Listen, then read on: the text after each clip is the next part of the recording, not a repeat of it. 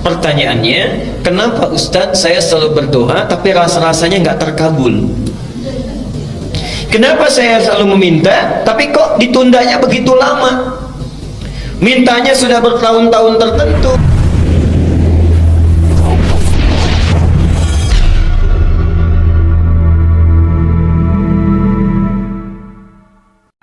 Assalamualaikum warahmatullahi wabarakatuh.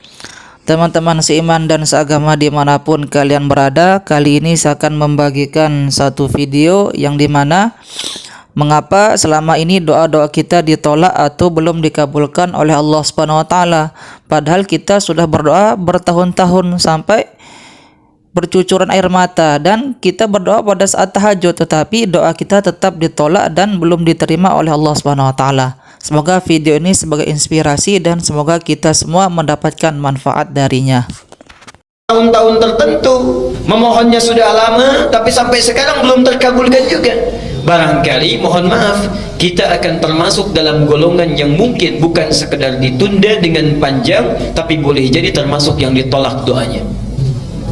Karena prinsip doa itu seharusnya terkabul, tapi ada orang-orang tertentu yang tatkala meminta Allah tidak akan mengabulkannya sepanjang hidupnya kalau dalam masih keadaan seperti itu. Siapa mereka? Bagaimana supaya kita menghindarinya? Dan hebatnya, mohon maaf, sekhusyuk-khusyuknya antum berdoa meminta bahkan setelah tahajud, kalau memiliki sifat ini, bahasa hadisnya sampai kapanpun gak akan pernah dijawab. Jadi nanti kita akan evaluasi kalau ada di antara kita saat ini yang sering kali berdoa meminta padahal sudah menangis, bangun sholat tiap malam, boleh jadi belum terkabul atau tidak terkabul karena punya sifat-sifat yang mungkin kita akan tampilkan. Baik, ini bagian yang pertama. Sudah? Catat dulu dalilnya karena saya tidak cantumkan di sini. Ya, saya tidak cantumkan. Satu, dicatat dulu dalilnya supaya tidak lupa. Mau yang panjang yang pendek? Yang pendek, yang ada terjemahan yang Arabnya aja. Terjemahan baik. Al-Arba'in An-Nawawiyah. Al-Arba'in ya, cuma 42 hadis dan pendek, banyak terjemahannya. Al-Arba'in An-Nawawiyah nomor ke-10. Hadisnya nomor 10. Itu diambil dari hadis Muslim nomor hadis 1051. Jadi Imam An-Nawawi mengambil hadis di hadis Muslim nomor hadis 1051, ditempatkan di kitabnya Al-Arba'in posisi nomor 10. Sudah? Baik. Yang kedua, masih tadi Al-Baqarah 186. Quran surah 2 Al-Baqarah 186. Kemudian Al-Isra surah 17, Al-Isra surah 17 ayat 110, ayat 110. Kemudian Adz-Dzariyat, Adz-Dzariyat ini contohnya surah 51 ayat 55 sampai dengan 60 terakhirnya, 55 sampai dengan 60. Sudah? Baik. Nah sekarang mari kita lihat dan kita evaluasi dan kemudian kita berhenti di titik ini. Bapak dan Ibu sekalian, di antara sunnah Nabi setelah kita tahajud, kemudian kita duduk khusyuk beristighfar, lalu memohonkan hajat kita kepada Allah Subhanahu wa Ta'ala yang ingin kita mohonkan. Nah, penting diketahui, sebelum kita memohon kepada Allah, ada sunnah Nabi yang lain terkait dengan adab-adab berdoa. Bagaimana supaya berdoa itu mudah sampai kepada Allah, cepat diterimanya dan langsung dikabulkannya. Baik. Bagian yang pertama, ini sunnah Nabi-nya. Hendaklah setiap orang yang berdoa mempersiapkan perangkat dirinya dengan halal dan baik. Saya ulang. Hendaknya setiap orang yang akan berdoa mempersiapkan perangkat dirinya. Perangkat diri itu berarti pakaiannya ya. Kemudian apa yang dia kenakan, apa yang dia makan ya, apa yang ada di sekitarnya. Jadi sebelum berdoa pastikan dulu itu halal, pastikan baik ya. Jadi jangan sampai misalnya antum berdoa sudah menangis terseduh-seduh, disebut nama Allah Asmaul Husna, dipanjatkan di pertengahan malam, tapi pakaiannya haram, makanannya haram, yang dikenakannya haram, sajadahnya haram. Bagaimana bisa dijawab itu? Apa dalilnya? Hadis riwayat Muslim nomor hadis 1051 di Al-Arba'in nomor ke-10. Hadisnya dari Abu Hurairah. An Abi Hurairah radhiyallahu anhu qala. Hadis ini disampaikan dari Abu Hurairah, semoga Allah memberikan ridha kepadanya. Qala Rasulullah sallallahu alaihi wasallam, Rasulullah sallallahu alaihi wasallam pernah bersabda, "Innallaha thayyibun la yaqbalu illa thayyiban." Sungguh Allah itu maha baik, sifatnya baik, keadaannya baik. Karena Allah itu sifatnya baik, maka tidak akan pernah menerima apapun kecuali dari yang baik-baik. Ya. Jadi ingat, doa itu sangat suci, akan berlabuh di tempat yang suci. Allah yang maha suci tidak akan menerima doa itu yang berasal dari yang tidak suci. Jadi sebelum antum berdoa, sucikan dulu diri kita, sucikan perangkat kita, apa yang kita kenakan, apa yang kita gunakan. Kemudian Nabi menyampaikan, wa innallaha amara al-mu'minina bima amara bihil mursalin, dan Allah memerintahkan kepada orang-orang yang beriman dalam hal berdoa seperti perintahnya kepada para rasul yang diutus. Kenapa doa disandingkan dengan iman? Ingin menunjukkan pesan bahwa satu, hanya orang yang punya keimanan yang kuat yang mau khusyuk berdoa kepada Allah. Artinya kalau antum dalam hidup tidak pernah berdoa, ada sesuatu yang salah dalam imannya. Dan yang terakhir, perhatikan, setelah membacakan dua ayat Quran, ada yang menarik. Thumma dzakara rajula, kemudian mengisahkan tentang kisah seorang laki-laki. Yutilus safar, dia menempuh perjalanan yang panjang. Di antara syarat diijabah doa dengan cepat, orang yang dalam keadaan safar. Karena itu saya sangat mohon sebesar-besarnya, kalau ada orang yang sedang safar, awas, beda ya antara safar dengan zahab, itu lain.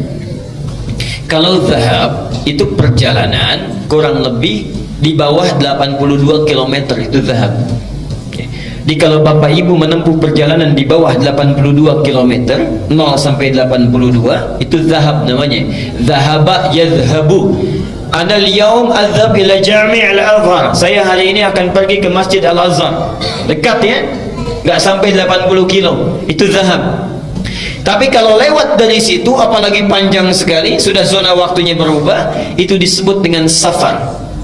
Safar, orangnya disebut dengan musafir. Nah, kalau orang sudah musafir, sudah safar, berlaku beberapa ketentuan hukum. Satu, boleh dia menjamak, bahkan boleh dia qasar. Lihat An-Nisa misalnya di ayat 101 disebutkan di sana, wa idza darabtum fil ardi falaysa 'alaikum junahun an taqsuru minas shalah. Kalau anda bepergian di muka bumi dengan jarak yang cukup jauh, tidak ada dosa kalau ingin mengqasar salat. Yang kedua, ini yang paling hebat, dan ini yang harus betul-betul kita renungkan dan praktekkan. Dalam keadaan safar itu, Allah akan cepat mendengar dan mengabulkan doa yang dipanjatkan. Jadi kalau Bapak Ibu sedang safar, daripada banyak membicarakan hal yang tidak perlu, lihat sana sini dikomentari, kadang-kadang menggosipkan orang lain, tinggalkan yang tidak penting. Kenapa tidak diisi dengan zikir dan doa? Barangkali cara Allah saking sayangnya kepada kita, orang lain doanya belum dikabulkan, ibu bapak dibuat safar supaya saat safar itu Allah mengabulkan doa yang belum terkabul itu. Jadi kalau ada yang ingin sedang umrah, berangkat umrah, atau perjalanan dari sini ke Jawa, ke Sumatera dan sebagainya, saat di pesawat, di kereta, di bis, ayo perbanyak doa. Barangkali itulah cara Allah untuk mengabulkan doa kita. Ya, subhanallah. Itu bagian yang pertama. Nah, orang ini sudah memenuhi syarat yang pertama, doanya mesti terkabul. Yutilus safar. Tidak cukup dengan itu. Asy'atha aghdara. Dan subhanallah, saking capeknya sampai pakaiannya sudah kumal, wajahnya sudah berantakan penuh dengan debu. Jadi orang ini datang jauh-jauh untuk berdoa mendekat kepada Allah. Satu perjalanan yang dikabulkan, safarnya, doanya cepat dikabulkan oleh Allah, adalah perjalanan yang diniatkan karena Allah subhanahu wa ta'ala. Tapi ada satu perjalanan hebat yang bukan safar, ya. Walaupun dekat, tapi kalau kita berdoa, saat itu dikabulkan doanya oleh Allah Subhanahu wa ta'ala. Itulah perjalanan orang yang menuntut ilmu. Jadi saat bapak ibu berangkat dari rumahnya sampai ke majelis ilmu, sampai kembali lagi, itu subhanallah, malaikat sedang menanti kita mau minta apa itu sama Allah. Saat kita meminta, malaikat mengaminkannya. Hadisnya sahih di 3 hadis utama. Hadis Muslim nomor hadis 1389, At-Tirmidzi nomor hadis 2682, Ibnu Majah nomor hadis 219. Hadisnya dari Abu Darda. Ini ada orang yang jalan kaki dari Madinah datang ke Syam, ke Syria, Damaskus ya. Sekarang Syria, Palestina, Jordania, Syria disebut dengan Syam ya, dulu. Datang ke sana karena mendengar informasi ada sahabat Nabi Abu Darda, Umar nama aslinya ya. Darda itu laki-laki perempuan. Tuh, kita sudah keliru. Laki-laki perempuan?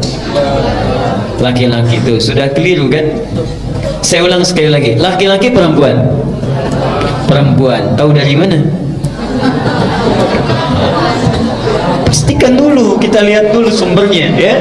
Ingat, Imam Muslim pernah membuat kitab di Sahih Muslim ya, babnya namanya Kitabul Masaqat, bab al-isnadu minad din.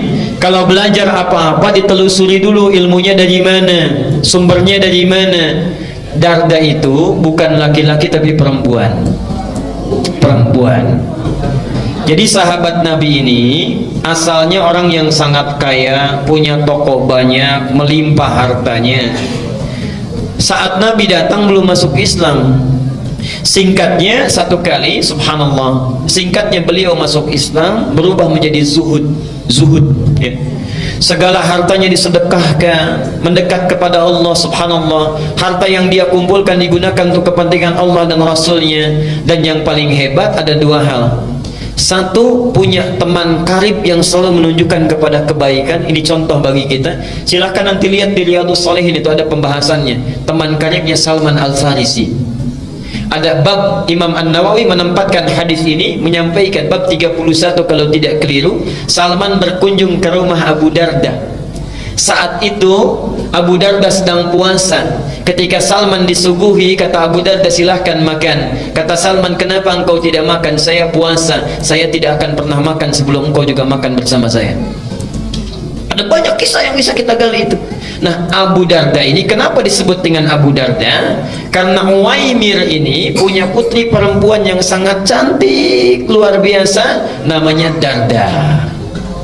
Darda inilah ditaksir banyak orang, sampai saat itu ditaksir oleh gubernur Syams. Tidak perlu saya sebutkan orangnya. Ditaksir ingin dinikahi, maharnya besar luar biasa, tapi subhanallah ditolak oleh Abu Darda ini dengan kalimat yang sangat indah sekali. Saya sudah merawatnya puluhan tahun untuk dekat dengan Allah. Sekarang dia sudah baik, saya tidak ingin titipkan pada keadaan seseorang yang kalau dia menjadi pasangan anak saya, bisa lupa dia dengan ketaatan yang telah saya bina itu. Anda bisa bayangkan, kalau bapak ibu misalnya punya anak perempuan, dilamar oleh orang kaya, punya kedudukan besar, segala bisa dikabulkan, diterima atau sulit untuk ditolak? Hah? Baik. Diterima atau sulit untuk ditolak? Dia Abu Darda menitipkan harapannya kepada Allah. Menitipkan harapannya kepada Allah. Dunia besok lusa berakhir. Lihat pikiran panjangnya. Jadi visi seorang mukmin itu mesti panjang. Antum ngitung-ngitung dunia, pernah nggak ngitung-ngitung akhirat? Saldo bank saya sekarang sekian, debitnya sekian, kreditnya sekian, saldo sekian. Pernah nggak ngitung saldo akhirat kita sekarang berapa? Ya Allah, debit saya sekarang, oh ini semalam nggak tahajud, berarti nggak dapat. Ya subuhnya kesiangan, berarti yang dapat pahala sekian, dosanya sekian persen. Saldonya berapa? Orang cerdas itu, makanya disebut oleh Quran tuh ulul albab. Ulul albab itu yang bukan cuma ngitung-ngitung dunia, tapi pikirannya langsung tersambung ke alam akhirat. Visinya jauh. Visinya jauh. Abu Darda punya visi jauh. Sekarang kamu jadi gubernur, bagaimana kalau sudah menikah pimpinan berganti? Ya, jauh visinya. Dititipkan kepada orang soleh, menikah dengan orang itu, lahirlah keturunan-keturunan yang soleh. Dan subhanallah, Bapak Ibu sekalian, Abu Darda hafal banyak hadis. Di antara hadisnya ada yang tidak diketahui oleh sahabat manapun. Orang ini datang dari Madinah, subhanallah, kota Nabi, berjalan kaki. Bu, bayangkan, tadinya naik unta, kemudian dijual untuk bekal, jalan kaki. Jarak Madinah ke Syria sekarang kurang lebih sehari semalam kalau pakai bis. Kalau jalan kaki kira-kira berapa lama? Jangan dulu dijawab, sudah pernah atau belum? Okay. Dan jangan bayangkan situasinya seperti sekarang. Subhanallah, datang jalan kaki, sampai di sana bertemu Abu Darda. Terlihat seperti orang kecapean, kelelahan dalam fisiknya, tapi wajahnya memancarkan senyuman. Orang ini, kata Abu Darda, ya akhil karim, a'indaka haja? Saudaraku, Anda punya keperluan apa? Katanya. Kata orang ini langsung singkat, padat, lugas, tegas, uridul hadis. Saya pengen hadis. Saya dengar ada hadis yang pernah disampaikan oleh Anda, tidak dimiliki oleh sahabat yang lainnya. Uridul hadis. Saking bingungnya Abu Darda, jauh-jauh jalan kaki ke sini cuman pengen satu hadis. Kata Abu Darda ditanya, "A'indaka haja ukhra?" Apa Anda tidak punya kebutuhan yang lainnya? La, faqat uridul hadis. Tidak, saya cuman pengen hadis saja. Menjaga keikhlasannya, tidak melekatkan dengan motif yang lainnya. Uridul hadis. Subhanallah. Perhatikan, orang jalan kaki tidak ada fasilitas yang memadai untuk mendapatkan satu hadis saja ditempuh perjalanan. Untuk dapat satu hadis, antum yang fasilitasnya banyak, yang punya sepeda, yang punya motor, masjidnya bahkan ada yang di samping rumahnya, saat ta'lim fasilitasnya bagus, direkam juga, ustadznya datang sendiri, masih nggak mau tersentuh untuk ta'lim. Dengan cara apa lagi? Dengan cara apa lagi mesti difasilitasi? Dan itu bukan 1-2 hadis, kadang-kadang satu pertemuan bisa 3-5 hadis. Ada muridnya Imam Malik datang, saya ingin hadis katanya. Ditolak oleh Imam Malik, tidak. Nunggu di luar sampai bosan, kata Imam Malik pada yang bantu beliau, khadim beliau, cambuk dia katanya. Cambuk ini bukan marah, untuk menguji kira-kira masih bertahan gak. Ketika dicambuk sampai 40 kali dicambuk, Anda zalim kepada saya, kata orang ini. Saya sudah menjual apa yang saya punya. Jadi orang ini menjual apa yang dia miliki, kekayaannya dan sebagainya, hanya untuk menempuh perjalanan supaya belajar hadis pada Anda. Anda zalim pada saya. Baik ya. Kata Imam Malik, kalau begitu saya ingin balas kezaliman saya. Apa yang bisa saya lakukan? Berikan saya hadis sesuai dengan cambukan yang telah tadi diberikan. Jadi dicambuk 40 kali, minta 40 hadis. Begitu disampaikan 40 hadis oleh Imam Malik, kata orang ini, tolong cambuk saya lagi sebanyak-banyaknya, belum cukup hadisnya. Ada orang yang dicambuk sekedar untuk belajar. Antum tidak pernah dicambuk, dikasih fasilitasnya, bahkan hari Kamis dikasih takjilnya, dikasih buka puasanya, dikasih bukunya, dikenyangkan perutnya, ustadznya datang. Tadi ada pertanyaan, yang nggak puasa boleh buka nggak? Boleh. Gampang, di sini manhajnya sederhana. Yang nggak puasa buka, yang mau dimakan, yang puasa yang makannya. Singkat ya. Baik. Sekarang perhatikan. Jadi orang ini ketika datang langsung disampaikan hadisnya. Hadisnya tentang ta'lim. Ini yang hebat, yang dalam perjalanan tidak mengenal jauh, dekat pun doanya dikabulkan. Man salaka tariqan yaltamisu fihi ilman sahhalallahu lahu tariqan ilal jannah. Jangan baca sampai di sini, lihat yang di Ibnu Majah.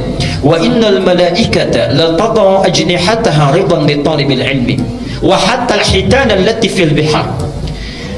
Orang yang menyiapkan dirinya menempuh satu perjalanan, salaka itu mau dekat mau jauh saya tempuh ya. Jadi orang yang serius menyiapkan dirinya menempuh satu jalan, yaltamisu fihi ilman. Kalimat iltamasa itu bukan sekedar belajar, menyiapkan perangkatnya supaya bisa diraba, dicatat, dilihat. Perhatikan, sahhalallahu lahu tariqan ilal jannah. Balasan pertama, Allah akan mudahkan langkahnya menuju surga karena ilmunya. Yang kedua, perhatikan, wa innal malaikata, setiap dia akan berangkat, malaikat itu membentangkan sayapnya ridwan li talibil ilmi, memberikan ridha kepada para penuntut ilmu. Ridhanya malaikat itu punya dua makna. Satu, memohonkan ampunan, al-istighfaru lahu, dan yang kedua, mengaminkan doa setiap yang dimohonkan oleh para penuntut ilmu. Jadi tolong pakai ini sunnahnya. Setiap berangkat dari rumah sampai sini, sampai pulang lagi, gunakan sunnahnya. Jangan cuma di jalan lihat pohon bagus, dikomentari bagus. Lihat rumah orang-orang yang bangun, kita yang komentar. Lihat orang jalan olahraga, kita bawakan, sampaikan pada teman, duh orang itu ya jam segini olahraga, harusnya taklim, udah ria tuh.